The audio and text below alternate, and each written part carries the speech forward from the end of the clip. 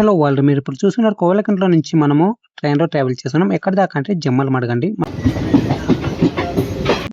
So పొద్దున్నే సూర్యుడొచ్చేసాడు ఇక్కడ. చాలా బావుంటుంది. పంట పొలాలలో వెళ్తున్నాం మనం ఇప్పుడు. సో చుట్టూరా మనకిక్కడ కనిపిస్తున్నది కోవెలకుంట్ల చుట్టూరా ఉన్న పరిసర ప్రాంతాలండి. మీకు డెమో ట్రైన్ అన్నమాట మనకు. ఈ ట్రైన్ వచ్చేసి మనకు ప్రతిరోజు ఉంటుంది. నంద్యాల నుంచి రేణిగుంట వరకు ఉంటుంది ఈ ట్రైన్. డెమో ట్రైన్ ప్రతిరోజు నంద్యాలలో ఉదయం 6 గంటలకు బయలుదేరుతుంది. మనకు రేణిగుంట వరకు చేరే ఈ ట్రైన్ వచ్చేసి మనము కోవెలకుంట్ల నుంచి జమ్మలమడుగు ట్రావెల్ చేస్తున్నామన్నమాట ఇప్పుడు. సో సూర్యుడైతే పొద్దున్న వచ్చేసాడు. చాలా బాగుంది కదా! ఇక్కడ చిన్న చెట్ల మాదిరి కనిపిస్తున్నాయి చూడండి. అక్కడ మనకు పచ్చగా. అవి ఏం చెట్లో నాకైతే తెలీదు. చాలా బాగున్నాయి అవైతే.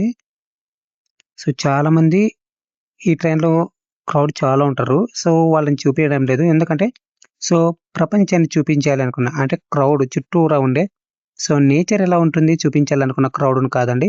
సో చాలా బ్యూటిఫుల్‌గా ఉంది కదా! సో పొద్దున్నే వచ్చేస్తున్నాడు సూర్యుడు ఇక్కడ. సో ఇక్కడ మొత్తం కూడా మనకు శనగలేశారు పొలాలలో. నల్లరేగడి పొలాలు ఉంటాయన్నమాట. సో ఇక్కడ కనిపించే మైదానం లాంటి పొలాలు ఉంటాయి. చాలా పొడవుగా ఉంటాయి పొలాలు మనకు.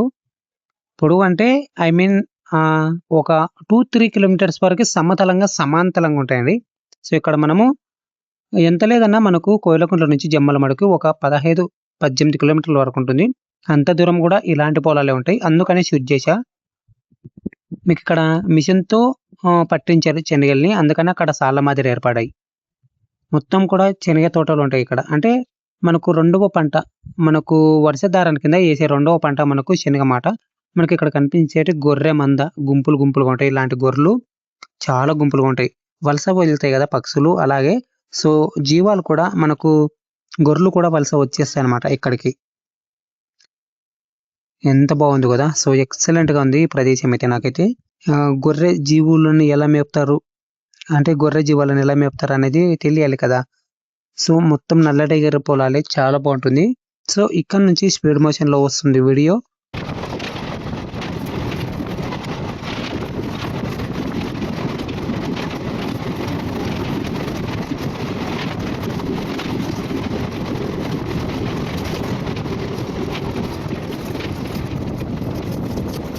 ఇలా ఉంటుంది సౌండ్ ట్రైన్‌లో ట్రావెల్ చేస్తే. చాలా అద్భుతంగా ఉంటుంది. ఇక్కడ మొత్తం కూడా వరి, మొక్కజొన్న, శనగ తోటలు వేశారండి. అంటే శనగ అంటే మనకు మామూలుగా వర్షాకాలం దారం కింద వేస్తారు చూడు. వేరుశెనగ కాదండి, మామూలు చెనక్కాయ అన్నమాట. శనగలు ఎక్కువగా వేస్తారు. సో మొక్కజొన్న కూడా చాలా అద్భుతంగా.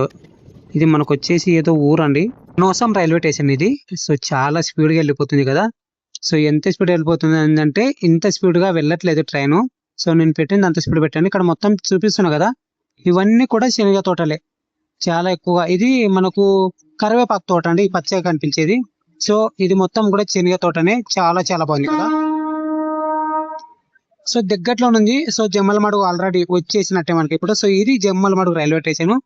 చెప్పాను కదా కోవెలకుంట్ల నుంచి జమ్మలమడుగు రైల్వే స్టేషన్ వెళ్ళే మార్గంలో మనకు ఈ విధంగా ఉంటుంది. అంటే పంట పొలాలు కానీ మనకు జీవాలు ఎక్కువగా ఉంటాయి. అంటే గొర్రెలు వలస వచ్చే జీవాలు ఎక్కువగా ఉంటాయి ఇక్కడ. సో శనగ తోటలు ఎక్కువగా ఉన్నందువలన సో వలస వచ్చే జీవాలు ఎక్కువ ఉంటాయని చెప్పొచ్చు. ఒకటేమో మనకు పండించే పంటలు వచ్చేసి మొక్కజొన్నలు బాగా పండిస్తారండి. సో మొక్కజొన్న ఇప్పుడున్న సిచ్యువేషన్స్‌లో మొక్కజొన్న, శనగ అలాగే వరి బాగా పండించే పంటలు ఇవన్నమాట. ఒకటేమో thanks for watching guys. Love you all. జై హింద్.